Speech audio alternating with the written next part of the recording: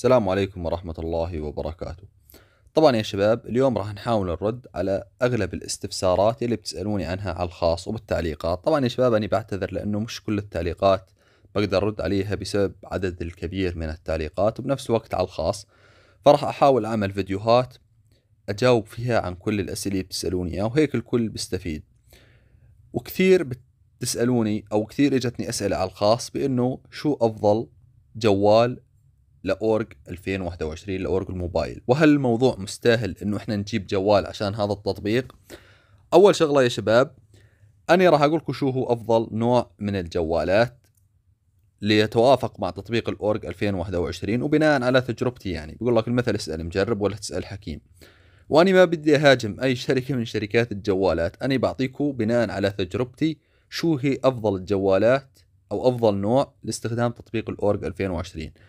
وهل احنا مستاهل انه نجيب موبايل؟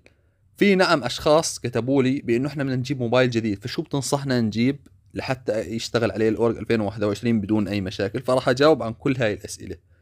خليكم معي يا شباب، حطوا لايك للفيديو، اللي مش مشترك بالقناه يشترك بالقناه، وخلونا نفوت مباشره بالفيديو.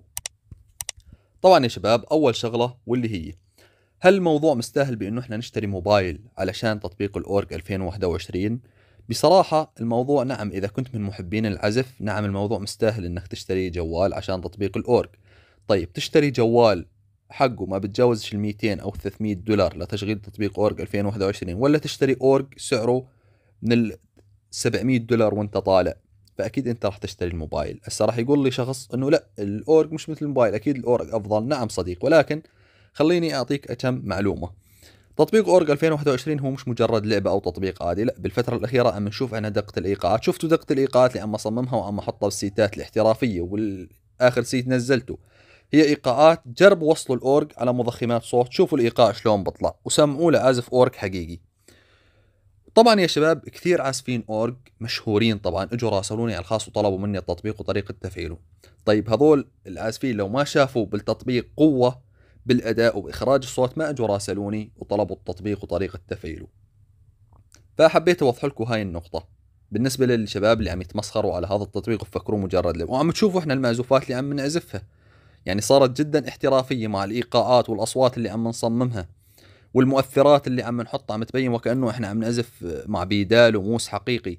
فعلى مش هون موضوعنا، احنا قلنا لكم انه هو فعلا الموضوع مستاهل، وهناك الكثير من عازفين العود والقانون اللي نزلوا هذا التطبيق ووفر عليهم حق آلة اورج لاستخدام الايقاعات. فاحسن ما يجيبوا اورج فيجا لاستخدام الايقاعات، صرنا نستخدم الايقاعات عن طريق اورج الاندرويد. نعم صارت بايقاعاته بينافس اورج الفيجا يلي هو معروف بيجيبوا له الايقاعات بالحفلات.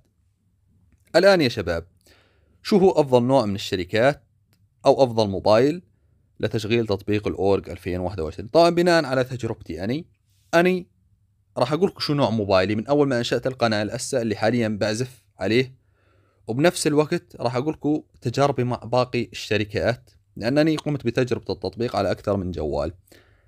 أنا من أول ما أنشأت القناة لحد هسا عم أستخدم موبايلات من شركة سامسونج، فالتطبيق كان أكثر من رائع على جوالات من شركة سامسونج. كل جوالات سامسونج ما كنتش أعاني من أي مشكلة بالتطبيق. نعم، ها أول نقطة. ثاني نقطة، شو هو الفشل أو شو هو الجوالات اللي جربت الأورج عليها وكانت تجربة فاشلة للأسف، وراح أقول لكم شو الأسباب. مش ضروري إذا أنا قلت لكم مثلا هذا الجوال تجربة الأورج فاشلة معناته أنتم خلاص أنتم عندكم فاشل الأورج، لا، احتمال عندكم يكون شغال نظامي، وراح أعطيكم الأسباب وليش هيك. طبعا يا شباب أنا حاليا اشتغلت الأورج شغلته على كل أجهزة سامسونج، ومنهن جهاز جراند برايم بلس وجهاز الاي 50 وجهاز الاس 10 لايت. طبعا يا شباب كانت تجربة جدا ناجحة وقوية، وعم تشوفوا عزفي على اليوتيوب. جربت الجهاز على بعض الأجهزة من شركة هواوي، وللأسف كانت تجربة فاشلة. نعم التجربة كانت على أجهزة الهواوي جدا فاشلة. وين الفشل؟ كان الفشل باستجابة الصوت والعزف، يعني كان العزف عم يطلع جدا بطيء، ما في تأخير بالعزف، مش مثل سامسونج. عرفتوا؟ لاحظوا مثلا هون شلون العزف، هاي للأسف مش موجودة بهواوي، لأنه أنا جربته على أكثر من جهاز هواوي، منهن هونر ومنهن هواوي واي 9 2019، ولقيت إنه التجربة فاشلة. ولكن هل اللي معه جهاز هواوي بأنه خلص التجربة فاشلة على جهازه؟ لا. الحل الوحيد لحتى تحصل على أفضل أداء إنك تبتعد عن النسخ المهكرة، لأنه بتكون فيها عدم توافق. إنك تنزل اللي معه جهاز هواوي في عنده حل وحيد، اللي هو ينزل التطبيق من المتجر جوجل بلاي ويشتريه مشترى وليس تهكير، أو إذا في طريقة للتهكير عن طريق لوكي باتشر إذا زبط معه يهكر، ولكن حسب نظام الأندرويد. لأنه لما التطبيق إحنا ننزله بالمتجر بنزل متوافق أكثر مع الجهاز ومعالج الجهاز، مش مثل لما ننزل نسخة مهكرة ما تكونش متوافقة مع بعض الأجهزة. نعم، بالنسبة لباقي الشركات اللي هي شاومي واللي بنعرفها الشركات المشهورة، فكان يعني قسم من عملت إحصائية يعني طبعا بين أصدقائي، فقسم منهم يعني بالنسبة لأجهزة شاومي قسم اشتغل تطبيق الأورج نظامي مثل سامسونج، وقسم كان فيه شوية مشاكل. اما هواوي للاسف اغلب الاجهزه اللي جربت او كل الاجهزه اللي انا جربت عليها الاورج كان في تاخر بالعزف، مش انه تطبيق الاورج ما بيشتغل، ولكن في تاخر بالعزف. اما كل اجهزه سامسونج اللي جربت عليها تطبيق اورج 2021 كانت صراحه تجربه رائعه وما فيش اي مشكله. وبشكل عام يعني حسب خبرتي بالسوفت وير، يعني شركه سامسونج تعتبر افضل شيء من ناحيه السوفت وير، لانه على طول سوفت وير سامسونج بيكون متوافق مع كل شيء تطبيقات موجوده سواء مهكره او غير مهكره.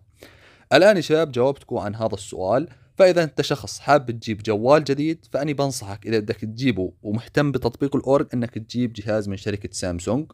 طبعا ما فيش يعني فئة محددة، سواء جبت من فئة الA من فئة الS من فئة النوت ما فيش أي مشكلة، ولكن يفضل يكون جهاز من الفئة المتوسطة فما فوق، يعني مشان الرامات تكون يعني مليحة ونقدر نحط سيت حجمه كبير بالموبايل.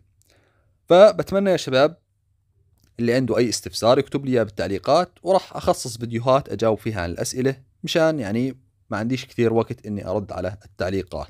بتمنى يا شباب يكون الفيديو عجبكم، وإذا أنت شخص شايل موبايل من شركة هواوي أو شاومي والأورج شغال عندك نظامي، كمان اكتب لي بالتعليقات مشان أعمل إحصائية بشكل أكبر. ولكن أنا يا شباب قلت لكم بناء على تجربتي، تمام؟ ولا يجي حدا يهاجمني بالتعليقات. أنا قلت لكم شو الجهازين او الاجهزه اللي جربت عليها تطبيق الاورج، كانت ممكن انت مثلا جهازك يكون شغال عنده نظامي، فارجعوا اكتبوا لي بالتعليقات مشان نشوف يعني صراحه شو المشاكل اللي عم تواجهكم، وبلكي مثلا قدرنا نعمل نسخه معدله من هذا التطبيق تكون متوافقه مع كل الاجهزه.